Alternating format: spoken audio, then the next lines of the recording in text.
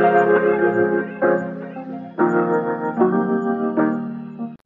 అండి, అందరికీ నమస్కారం. అందరూ ఎలా ఉన్నారు? బాగున్నారా? So welcome to my channel simple life vlogs. So ఈ రోజు అయితే నేను ముందుకి మహాకథ బుక్ నుంచి మరొక కొత్త స్టోరీ అయితే వచ్చేసాను. సో భృగు మహర్షి శ్రీ మహావిష్ణువుని ఎందుకు శపించారు అనేదానండి ఈ స్టోరీ మొత్తానికి కూడా మెయిన్ కీ పాయింట్. సో అదెందుకు చూద్దాం. మన ఆల్రెడీ ప్రీవియస్ వీడియోస్ లో చూసాం కదా, దేవతలు అలాగే రాక్షస జాతి సంబంధించిన వారు ఇద్దరూ కూడా ముల్లోకాల మీద ఆధిపత్యం కోసం ఒకరితో ఒకరు యుద్ధం చేసుకుంటూ ఉండేవారు అనమాట. అన్ని యుద్ధాల్లో దేవతలు గెలిచేవారు కాదు. సో ఒక యుద్ధంలో దేవతలు గెలిస్తే మరొక యుద్ధంలో రాక్షసులు గెలిచేవారు అనమాట. ఇట్లా ఒకసారి ఒకరి చేయి పైన ఉంటే ఇంకొకసారి ఇంకొకరి చేయి పైన ఉండేది. సో ఇలా ఉంటుండగా రాక్షసులు ఒకసారి వాళ్ళు పరిశీలించుకున్నారు, ఎక్కువ మంది దేవతల్లో ఉన్నటువంటి వాళ్ళు మరణించారా లేకపోతే రాక్షసుల్లో ఉన్న వాళ్ళు మరణించారా అని. వాళ్ళు పరిశీలించి చూస్తే రాక్షస జాతిలో ఉన్నటువంటి సంఖ్య ఏదైతే ఉందో అది ప్రతి యుద్ధంకి కూడా తగ్గిపోతూ వస్తుంది అనమాట. అంటే వారి జాతి నశిస్తూ వస్తుంది. అయితే ఇదంతా చూసి వాళ్ళు కొంచెం భయంతో వారి యొక్క గురువే అయినటువంటి శుక్రాచార్యుని దగ్గరికి వెళ్ళారు. గురువర్య, ఇట్లా మేము ప్రతిసారి దేవతలతో యుద్ధం చేసిన తర్వాత మా యొక్క సంఖ్య అనేది తగ్గిపోతూ ఉంది.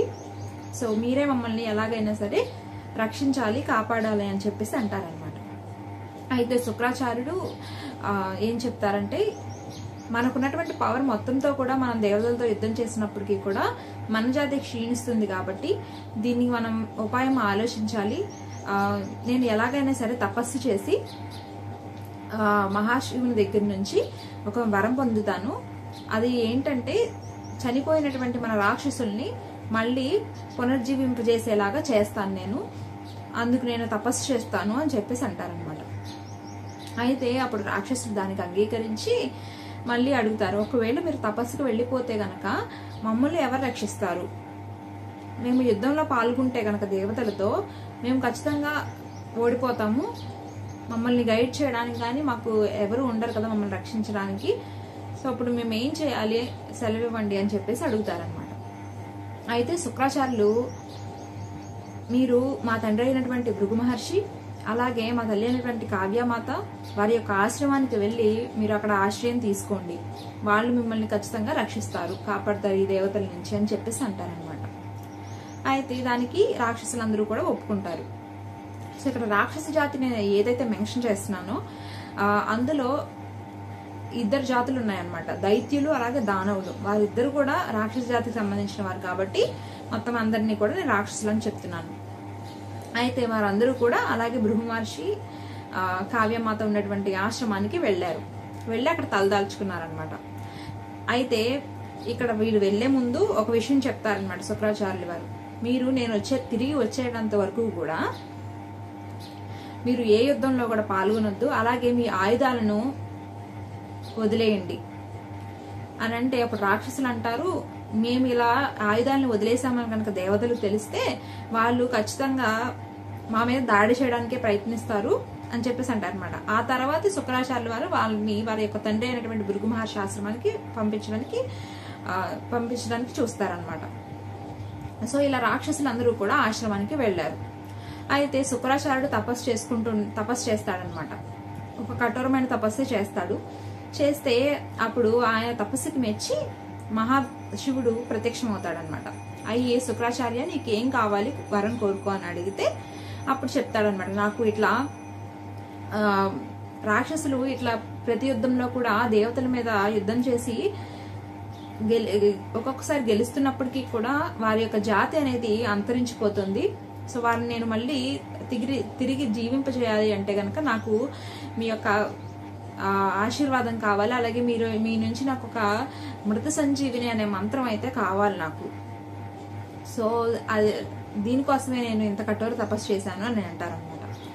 అయితే అప్పుడు మహాశివుడు చెప్తారనమాట, ఒక చనిపోయినటువంటి రాక్షసుని నీకు తిరిగి బతికించాలనుకుంటున్నావు, ఇది చాలా కష్టమైన పని అన్నమాట. సో దీనికోసం నీవు ఒక 1000 సంవత్సరాలు తపస్సు చేస్తే తప్ప నీకు ఆ సంజీవిని మంత్రం అనేది నేను చెప్పలేను అని చెప్పేసి చెప్తారనమాట. సరేనని శుక్రాచార్యుల వారు మళ్ళీ తపస్సు చేయడం ప్రారంభిస్తారు. అయితే ఆయన అలా చేస్తుండగా ఈ విషయం అంతా కూడా బ్రహ్మాండం మొత్తం కూడా వ్యాపిస్తుంది అనమాట. అందరికీ తెలుస్తుంది ఇట్లా శుక్రాచార్యుల వారు 1000 సంవత్సరాలు తపస్సు చేయబోతున్నారు. సో ఈ సమయంలో రాక్షసులందరూ కూడా నిశస్త్రులయ్యి ఉంటారు అనే విషయం అనేది అందరికీ తెలుస్తుంది, దేవతలకు కూడా తెలుస్తుంది అనమాట. అయితే ఒక పక్కన శుక్రాచార్యుల వారు తపస్సు చేస్తుండగా మరొక పక్క రాక్షసులందరూ కూడా భృగు మహర్షి వారి ఆశ్రమానికి వెళ్లారు. వెళ్తే వాళ్ళందరినీ కూడా భృగు మహర్షి అలాగే కావ్యమాతే వాళ్ళ యొక్క సంరక్షణని చూసుకుంటున్నారు అనమాట. అయితే ఈ విషయం తెలుసుకున్నటువంటి దేవతలందరూ కూడా ఇంద్రుడితో కలిసి ఎలాగైనా సరే ఇదే మంచి సమయం, మనం వారి యొక్క గురువు లేరు కాబట్టి రాక్షసుల్ని వారు మరియు నిశస్త్రులై ఉన్నారు కాబట్టి వారిని వధించడం చాలా తేలికైన పని అని చెప్పేసి వారందరూ మూకుముడిగా ఏం చేస్తారంటే దాడి చేయడానికి వెళ్తారనమాట. వారితోటి యుద్ధం చేయాలని చెప్పేసి భృగు మహర్షి వారి యొక్క ఆశ్రమానికి వెళ్తారు. అదే సమయంలో భృగు మహర్షి అక్కడ ఆశ్రమంలో ఉండరు. అయితే కొంతమంది రాక్షసుల్ని చంపేస్తారనమాట. దేవతలందరూ కలిసి వారందరినీ చంపేస్తారు. సో అక్కడ ఉన్నటువంటి పరిస్థితిని చూస్తే రాక్షసులందరూ కూడా కుప్పలు కుప్పలుగా పడి ఉంటారనమాట, వారి యొక్క మృతదేహాలు అనేవి. అయితే ఇంకొందరు రాక్షసులు భయభ్రాంతులయ్యి పరిగెడతారనమాట. పరిగెట్టుకుంటూ వెళ్లి కావ్యమాత దగ్గరకు వెళ్లి, మాత మీరే మమ్మల్ని కాపాడాలి, మీరు ఏ విధంగా అయితే మమ్మల్ని తీసుకుని వచ్చి ఇక్కడ ఆశ్రమంలో మమ్మల్ని సంరక్షిస్తానని మాకు మాట ఇచ్చారో, సో మీరే మమ్మల్ని రక్షించాలి అని చెప్పేసి అడుగుతారు.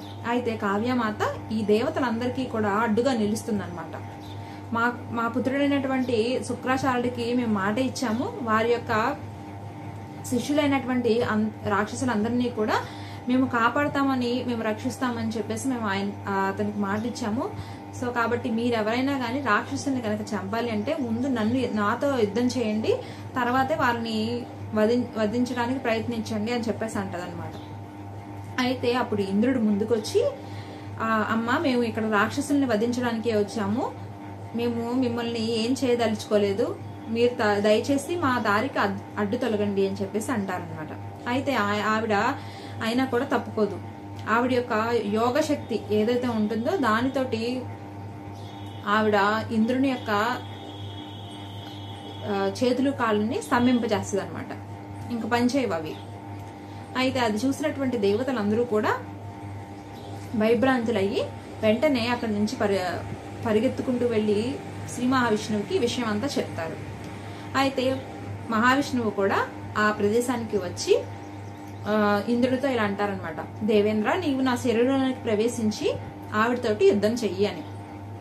అయితే దేవేంద్రుడు అలాగే శ్రీ మహావిష్ణువు శరీరంలోకి ప్రవేశించి చెప్తారనమాట, ఈ కావ్యమాత మనకి అడ్డుగా నిలిచింది, ఒకవేళ గనక మనం ఆవిని గనక వధించకపోతే మనం ఈ బ్రహ్మాండంలో ఉన్న జరిగేటువంటి ఈ ఏదైతే అతలాకుతలం అవుతుందో రాక్షసుల వల్లే కదా ఆ కాస్మోస్ ఆర్డర్ అనేది డిస్టర్బ్ అవుతుంది అనమాట.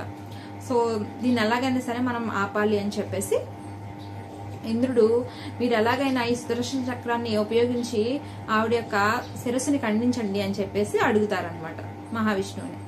అయితే ఆయన ఒక స్త్రీని హత్య చేయడం అనేది మహాపాపం కదా, సో అది ధర్మానికి విరుద్ధం.